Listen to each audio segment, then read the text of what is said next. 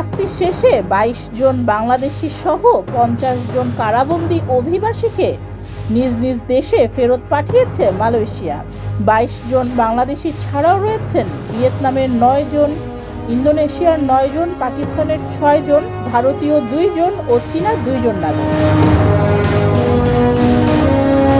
সোমবার মালয়েশিয়ার জোহর বারু রাজ্যের ইমিগ্রেশন কর্তৃপক্ষ এক বিবৃতিতে জানিয়েছে, 50 জন বিদেশি নাগরিকের সাজা শেষ হওয়ায় ইমিগ্রেশন আইন অনুযায়ী বন্দীদের KLI 12 ও সেনাই আন্তর্জাতিক বিমানবন্দর দিয়ে তাদের নিজ নিজ দেশে পাঠানো হয়েছে।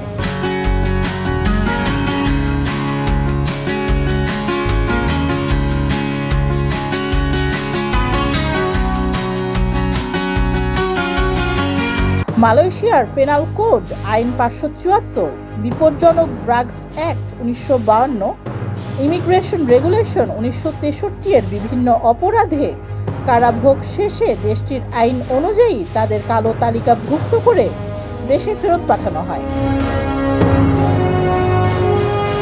ডেস্ক রিপোর্ট, যুগের চিন্তা।